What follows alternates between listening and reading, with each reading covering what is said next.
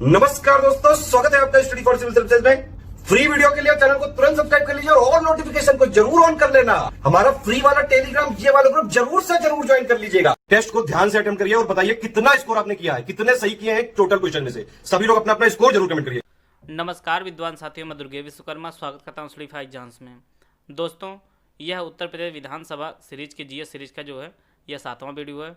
Video शुरू करने से पहले मैं आपको बताना चाहता हूँ हमारे कई पेड ग्रुप चलते हैं। अगर आप इनको लेना चाहते हो तो इन 2 नंबर पर कॉल कर जानकारी प्राप्त कर सकते हैं। तो दोस्तों देखते हैं आज का पहला प्रश्न लो। भारत के उपराष्ट्रपति को पदच्युत करने का संकल्प निम्नलिखित में से कहाँ प्रस्तावित किया जा सकता है? केवल लोकसभा में, संसद के किसी भी सदन में, संसद की संयुक्त बैठक में या केवल राज्यसभा में?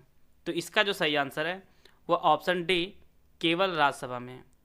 भारत के उपराष्ट्रपति को पदच्युत करने का जो संकल्प है वह केवल राज्यसभा में प्रस्तावित किया जा सकता है। और इससे पहले जो है उपराष्ट्रपति को 14 दिन पहले जो है सूचित करना अनिवार्य है। और उपराष्ट्रपति जो कार्यकाल होता है वह 5 साल का होता है। और भारत के पहले उपराष्ट्रपति जो बने हैं वह सर्वपल्ली राधाकृष्णन जी बने थे। सर्वपल्ली राधाकृष्णन जी। और वर्तमान में जो हमारे उपराष्ट्रपति हैं वह वेंकैया नायडू जी हैं। वेंकैया नायडू जी हैं। तो इस प्रश्न का जो उत्तर होगा वो ऑप्शन डी सही है। आइए देखते हैं अगला प्रश्न हम लोग। हाल ही में डाक विभाग ने भारत में पहली बार मुफ्त डिजिटल पार्सल लॉकर सेवा किस शहर में शुरू की है? कोलकाता में, लखनऊ में, चेन्नई में या जयपुर में? तो इसका जो सही आंसर है वह ऑप्शन ए, कोलकाता में। डाक विभाग ने जो है कलकत्ता में पहली बार मुफ्त डिजिटल पार्सल लॉकर सेवा शुरू की है। तो इसका जो आंसर है वह सही है। आइए देखते हैं अगला प्रश्न हम लोग। दामोदर नदी का उद्गम स्थल है नासिक से, छोटा नागपुर के पठार से, नैनीताल के पास से या मानसरोवर के पास से? तो इसका जो सही आंसर है वह ऑप्शन बी, छोटा नागपुर के पठार से जो है दामोदर नदी का उद्गम होता है। और दामोदर नदी को जो है वह पश्चिम बंगाल का शोक भी कहा जाता है। दामोदर नदी को जो है वह पश्चिम बंगाल का शोक भी कहा जाता है। और इसकी जो कुल लंबाई है वह कुल 592 किलोमीटर इसकी जो कुल लंबाई है। और यह जो है हुबली नदी में जाकर मिल जाती है। हुबली नदी में जाकर मिल जाती है। आइए देखते हैं अगला प्रश्न हम लोग। गांधी जी 1893 में किसका मुकदमा लड़ने के लिए दक्षिण अफ्रीका गए थे? जवाहरलाल नेहरू का, सेठ अब्दुल्ला का, राजकुमार शुक्ल का या सेठ जमलाल बजाज का? तो इसका जो सही आंसर है वह ऑप्शन बी, सेठ अब्दुल्ला का केस लड़ने के लिए गांधी जी 1893 में जो है दक्षिण अफ्रीका गए थे। और एक घटना हुई थी गांधी जी के साथ, वह पीटर मारिट्जबर्ग एक स्टेशन है, रेलवे स्टेशन, जहां से गांधी जी को धकेल दिया गया था। और गांधी जी जो है दक्षिण अफ्रीका से जो भारत आए थे वह 9 जनवरी 1915 को जो है गांधी जी भारत आए थे दक्षिण अफ्रीका से। और इसी दिन जो है प्रवासी दिवस मनाया जाता है। प्रवासी दिवस जो है 9 जनवरी को मनाया जाता है। आइए देखते हैं अगला प्रश्न हम लोग। निम्नलिखित में से किसका सुमेलन सही नहीं है वह आपको पहचानना है। असहयोग आंदोलन 1920, मार्ले मिंटो सुधार 1919, रॉलेट एक्ट 1919, राजगुरु को फांसी 1931? तो इसका जो सही आंसर है वह ऑप्शन बी, मार्ले मिंटो सुधार जो है वह 1919 में ना होकर जो है यह 1909 में हुआ था। और 1909 में हुआ था। उस टाइम जो है भारत के जो सचिव थे वह मार्ले जी थे। और उस टाइम भारत के जो वायसराय थे वह लॉर्ड मिंटो थे। और इसीलिए जो है इसे मार्ले मिंटो सुधार कहा जाता है। और असहयोग आंदोलन जो गांधी जी चलाए थे वह 1920 में चलाए थे। रॉलेट एक्ट जो है यह 1919 में पारित हुआ था। और इसे जो है काला कानून भी कहा जाता है। और राजगुरु को फांसी जो हुई थी वह 1931 में हुई थी।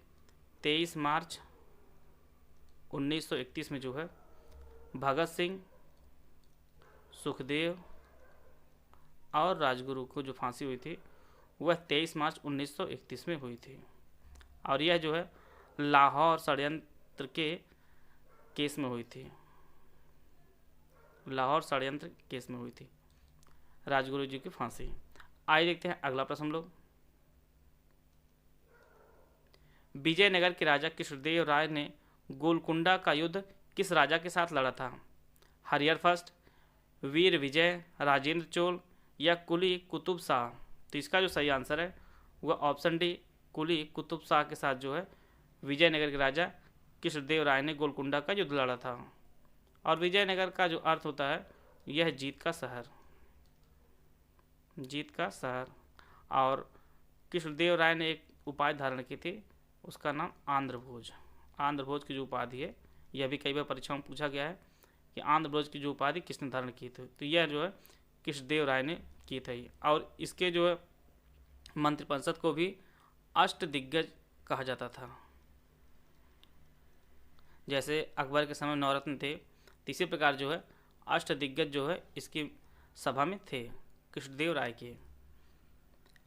और इसकी जो प्रशंसा है बाबर ने अपनी जो आत्मकथा लिखी है तुजुक ए बाबरी, उसमें भी कृष्णदेव राय की प्रशंसा की है। और उसने कहा है कि उस समय जो है भारत का जो सर्वाधिक सबसे शक्तिशाली जो राजा था वह कृष्णदेव राय था। यह भी परीक्षा में पूछा गया प्रश्न है, इसको भी आप लोग नोट कर लीजिएगा।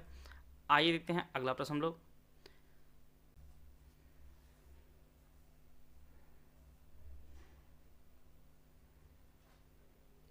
पदार्थ के संवेग और वेग के अनुपात में कौन सी भौतिक राशि प्राप्त की जाती है? द्रव्यमान, संवेग, आवेग या बल? संवेग मतलब होता है द्रव्यमान गुणे वेग, और वेग अनुपात में बोल रहा है तो वेग जो कैंसिल हो जाएगा तो हमें जो प्राप्त राशि होगी वह द्रव्यमान राशि जो है वह हमें प्राप्त होगी। तो इसका जो ऑप्शन ए है वह सही है। आइए देखते हैं अगला प्रश्न हम लोग। भारत में निम्नलिखित में से किस धर्म को राष्ट्रीय अल्पसंख्यक का दर्जा नहीं दिया गया है? मुस्लिम, ईसाई, सिख, हिंदू? तो इसका जो सही आंसर है वह ऑप्शन डी हिंदुओं को जो है भारत में राष्ट्रीय अल्पसंख्यक का दर्जा नहीं दिया गया है। अल्पसंख्यक का दर्जा उसे दिया जाता है जो दूसरे समूहों की तुलना में कम संख्या में हो। जैसे मुस्लिम, ईसाई, सिख जो है ये सभी हिंदू से कम है, तो इसलिए जो है इन्हें अल्पसंख्यक का दर्जा दिया गया है। इस प्रश्न का जो उत्तर होगा वो ऑप्शन डी सही है। आइए देखते हैं अगला प्रश्न हम लोग। निम्नलिखित में से वन्यजीव अभ्यारण्य और राज्य की कौन सी जोड़ी सही नहीं है, वो आपको पहचानना है। नल सरोवर अभ्यारण्य गुजरात, कुंभलगढ़ अभ्यारण्य राजस्थान, पेंच राष्ट्रीय उद्यान मध्य प्रदेश, अबोहर अभ्यारण्य असम? तो इसका जो सही आंसर है वो ऑप्शन डी अबोहर अभ्यारण्य जो है वह असम में ना होकर यह जो है पंजाब के फाजिल्का ज़िले में स्थित है। यह जो है पंजाब में स्थित है। और जो तीनों दिए गए नल सरोवर अभ्यारण्य जो वह गुजरात में स्थित है, कुंभलगढ़ अभ्यारण्य जो वह आपके राजस्थान में स्थित है, पेंच राष्ट्रीय उद्यान जो है यह मध्य प्रदेश में स्थित है, और अबोहर अभ्यारण्य जो है यह पंजाब में स्थित है। आइए देखते हैं अगला प्रश्न हम लोग। मेगास्थनीज ने भारतीय समाज को कितनी श्रेणियों में विभाजित किया? 6, 7, 8 या 9? तो इसका जो सही आंसर है वह ऑप्शन बी 7। मेगास्थनीज ने भारतीय समाज को जो है 7 श्रेणियों में विभाजित किया था। वह 7 श्रेणियों को जो आप लोग जान लीजिए। पहला दार्शनिक था, क्योंकि वह खुद दार्शनिक था इसलिए सबसे पहले उसने किया। दूसरा जो है वह कृषक, तीसरा जो है शिकारी और पशुपालक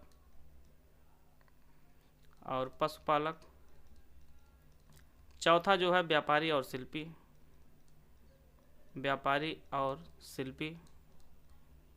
पांचवा जो है वह योद्धा निर्धारित किया था, छठा जो है निरीक्षक, और सातवां जो है मंत्री। तो इस प्रकार जो है मेगास्थनीज ने भारतीय समाज को 7 श्रेणी में विभाजित किया था। दार्शनिक, कृषक, शिकारी व पशुपालक, व्यापारी और शिल्पी, योद्धा, निरीक्षक और मंत्री, तो कुल 7 हैं। तो इस प्रश्न जो उत्तर होगा ऑप्शन बी 7। आइए देखते हैं अगला प्रश्न हम लोग। और एक चीज़ आप लोग जान लीजिए इससे पहले, मेगास्थनीज जो था वह सेल्यूकस निकेटर का भेजा गया चंद्रगुप्त के दरबार में। यह एक राजदूत था और मेगास्थनीज ने इंडिका नामक पुस्तक लिखी है। आइए देखते हैं अगला प्रश्न हम लोग। भारत में मुस्लिम सत्ता का वास्तविक संस्थापक किसे माना जाता है? मोहम्मद कासिम को, शहाबुद्दीन मोहम्मद गोरी को, मोहम्मद साहब को या औरंगजेब को? तो इसका जो सही आंसर है वह ऑप्शन बी, शहाबुद्दीन मोहम्मद गोरी को जो है भारत में मुस्लिम सत्ता का वास्तविक संस्थापक माना जाता है। इसका जो ऑप्शन बी है वह सही है। गोरी संबंधित एक प्रश्न आप लोग जान लीजिए। गोरी जो है एक सिक्का जारी करवाया था और उस पर जो है लक्ष्मी जी की जैसे मूर्ति थी। यह भी प्रश्न पूछा गया है कि लक्ष्मी जैसी मूर्ति बनी हुई सिक्का किसने जारी करवाया है? तो वह जो है मोहम्मद गोरी ने जारी करवाया था। आइए देखते हैं अगला प्रश्न हम लोग। प्राग ऐतिहासिक कुल्हाड़ियाँ कहाँ प्राप्त हुई हैं?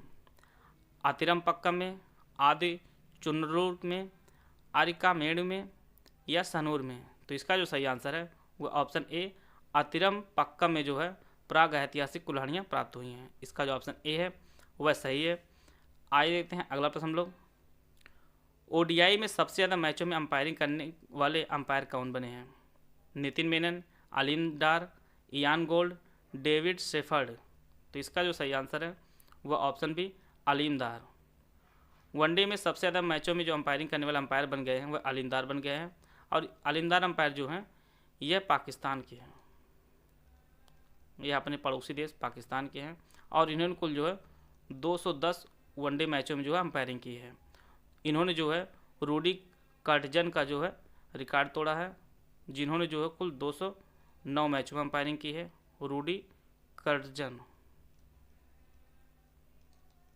और तीसरे नंबर पर बिली बाउडेन है, जिन्होंने कुल 200 मैचों में अंपायरिंग की है। चौथे नंबर पर स्टीव बकनर है, जिन्होंने कुल 181 मैचों में जो अंपायरिंग की है। तो इस प्रश्न का जो आंसर होगा वह ऑप्शन बी, अलीम डार। आइए देखते हैं अगला प्रश्न हम लोग। किस टाइगर रिजर्व में पहली बार महिलाओं को गाइड के तौर पर नियुक्त किया गया है? Corbett tiger reserve, Amangarh tiger reserve, Pilibhit tiger reserve, Dudhwa tiger reserve? तो इसका जो सही आंसर है वह option A, Corbett tiger reserve में जो है पहली बार महिलाओं को गाइड के तौर पर नियुक्त किया गया है। इसका जो ऑप्शन ए है वह सही है और यह जो है 1936 में बना है कार्बेट टाइगर रिजर्व, और यह जो है उत्तराखंड में स्थित है। आइए देखते हैं अगला प्रश्न हम लोग। Global CMO of the year 2020 पुरस्कार से किसे सम्मानित किया गया है? राजेश गोयनका, सी विजय कुमार, माइकल डेल या मोहित मल्होत्रा? तो इसका जो सही आंसर है वह ऑप्शन ए, राजेश गोयनका जी को जो है global CMO of the year 2020 से जो है सम्मानित किया गया है। इसका जो ऑप्शन ए है वह सही है। आइए देखते हैं अगला प्रश्न हम लोग।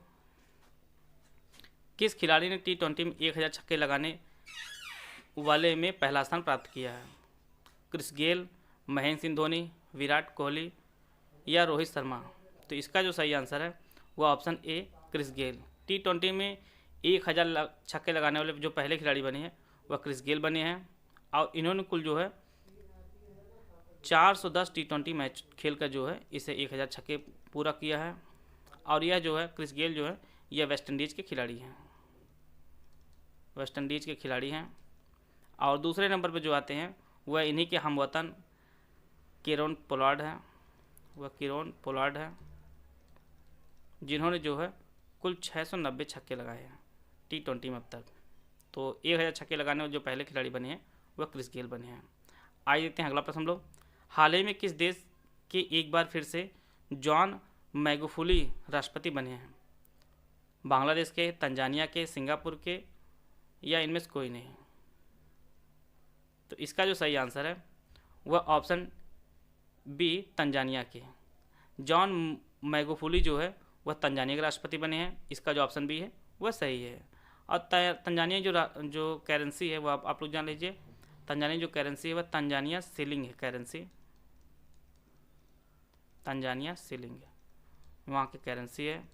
और तंजानिया जो राजधानी है वह डोडोमा है। यह सभी आपके परीक्षा में पूछा जा सकता है। आइए देखते हैं अगला प्रश्न हम लोग। जम्मू कश्मीर के चुनाव आयुक्त के रूप में नियुक्त किया गया है किसे, वो आपको बताना है। रोहित कपूर, के शर्मा, सौरभ कुमार, एस जयशंकर।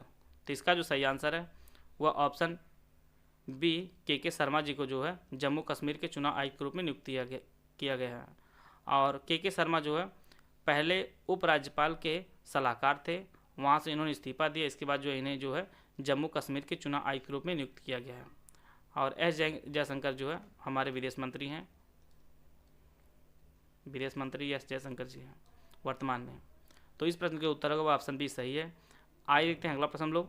किस शहर में 7वीं भारत और अमेरिका आर्थिक एवं वित्तीय साझेदारी की बैठक संपन्न हुई? हैदराबाद में, नई दिल्ली में, शिकागो में या न्यूयॉर्क में? तो इसका जो सही आंसर है वह ऑप्शन बी, नई दिल्ली में। नई दिल्ली में जो है 7वीं भारत और अमेरिका आर्थिक एवं वित्तीय साझेदारी की बैठक जो है संपन्न हुई है। तो इसका जो ऑप्शन बी है वह सही है। आइए देखते हैं अगला प्रश्न हम लोग। नीति आयोग द्वारा जारी महत्वाकांक्षी जिलों की सूची में प्रथम स्थान पर है नागपुर, लखनऊ, जयपुर, चंदौली। तो इसका जो सही आंसर है वह ऑप्शन डी, चंदौली। नीति आयोग द्वारा जारी महत्वाकांक्षी जिलों की सूची में जो प्रथम स्थान प्राप्त किया है वह उत्तर प्रदेश का चंदौली जिला प्राप्त किया है। और नीट का जो फुल फॉर्म है वह आप लोग जान लीजिए, national institution for transforming India. National institution for transforming India, NITI का फुल फॉर्म है। और इसकी जो स्थापना हुई है वह 1 जनवरी 2015 को जो है इसकी स्थापना हुई। और इसके जो है अध्यक्ष हैं वह प्रधानमंत्री होते हैं, और अर्थात वर्तमान में जो इसके अध्यक्ष हैं वह नरेंद्र मोदी जी हैं, प्रधानमंत्री नरेंद्र मोदी जी हैं। और इसके जो उपाध्यक्ष हैं वह राजीव कुमार जी हैं, उपाध्यक्ष जो है वह राजीव कुमार जी हैं।